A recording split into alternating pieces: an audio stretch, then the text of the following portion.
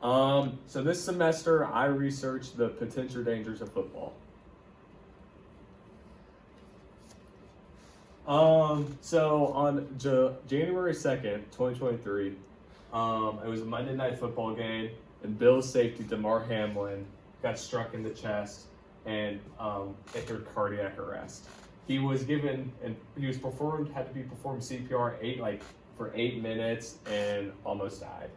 And then this picture is the 2022 Plattsburgh High School football team. I was on it. We had a very bad season.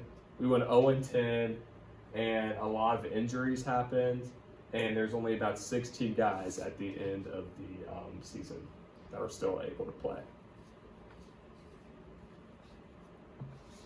So there are many different ways a football player can get injured. The biggest way right now, and the most the hot topic is a concussion. So what is a concussion? It's a brain injury, usually on head-to-head contact in football. And how does it lead to CTE? So studies have shown over time that multiple concussions of head injuries lead to CTE, which is, memory loss, head trauma, stuff like that. Iron Mike. So Iron Mike was this guy right here. He was an NFL football player back in the 80s. He was very famous, but he had multiple concussions.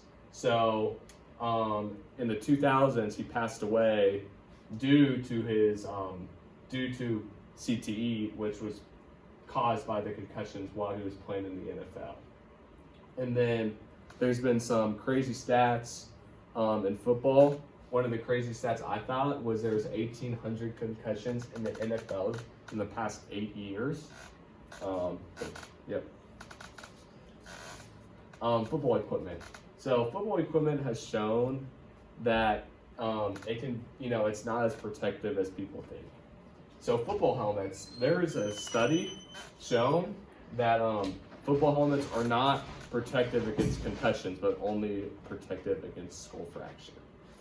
And weak football equipment. So in small high schools like mine and others around me often have low budgets and do not have all of the football equipment they need for every single player that wants to go out.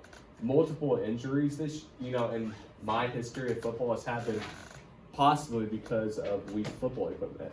My sophomore year, I broke my collarbone while wearing bigger pads than I was supposed to.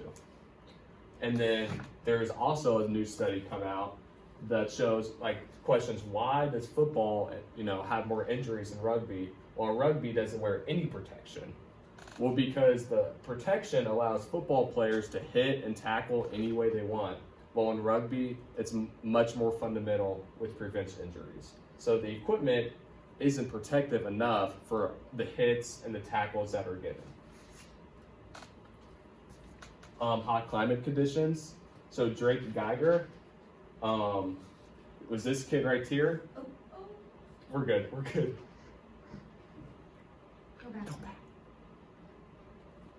So it was this kid right here. He was in Nebraska. He was a Nebraska high school student. He was a freshman, and he died in 2017 from EHI, external heat illness. It was on a football practice, and the heat index was 105.